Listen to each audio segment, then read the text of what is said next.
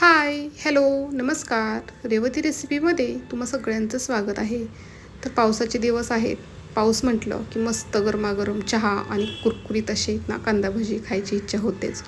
तर हे झटपट असे कांदा भजी ना आपण बघणार आहे. अगदी सोपी पद्धत आहे, करायला सोपे आणि खायला आहेत ना त्याच्यापेक्षा सुंदर असे हे कांदा भजी आपण बघणार आहे. तर व्हिडिओला सुरुवात करूया. तर इथे बघा, पहिल्यांदा मी कांदा घेतलेला आहे. कांदा आहे ना उभा पातळ असा चिरून घेतलेला आहे. आता याच्यामध्ये 1 वाटी बेसन पीठ टाकणार आहे आणि अजून आपल्या भजीला आहे ना कुरकुरीतपणा येण्यासाठी अर्धा वाटी तांदळाचं पीठ टाकायचं. बारीक चिरलेली भरपूर अशी कोथिंबीर आणि कढीपत्ता पण टाकणार आहे. कढीपत्ता आहे ना छान स्वच्छ धुवून घेतलेला आहे आणि बारीक चिरून टाकायचा. कढीपत्त्यामुळे सुद्धा आहे ना आपल्या भजीला अजून छान अशी चव येते. ओवा टाकूयात. ओवा चांगला हातावरती चोळून टाकायचा. आता हळद टाकूयात. हळद टाकली की थोडंसं आपलं घरी साठवणीचं जे तिखट असतं ना ते टाकणार आहे.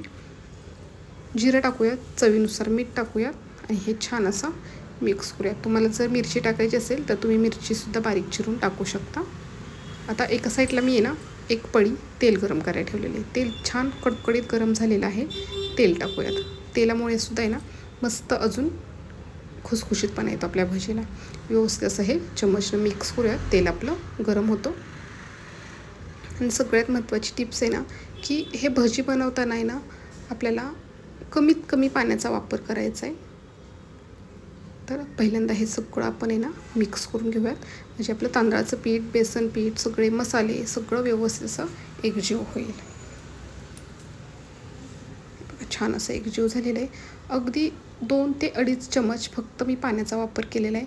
जितकं जास्त हे पीठ आपलं घट्ट असेल ना तेवढे छान कुरकुरीत असे आपले आहेत ना भजी होतात. आणि तुम्ही बघू शकता पीठ आपलं आहे ना तेवढ्याच पाण्यामध्ये ना 2 ते 2.5 चमच पाणी होतं ना त्याच्यातच पीठ आपलं छान असं तयार करून घेतलेलं आहे. पीठ छान तयार झालेलं आहे. कढईमध्ये तेलसुद्धा गरम करायला ठेवलेलं आहे.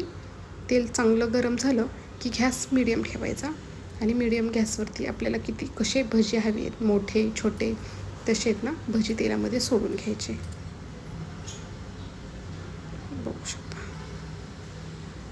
1-2 मिनिट झालं की पलटी करून घ्यायचे आणि अलटी पलटी करत आपल्याला भजी आहेत ना मीडियम गॅसवरती छान कलर येईपर्यंत आपल्याला आहे ना तळून घ्यायचे.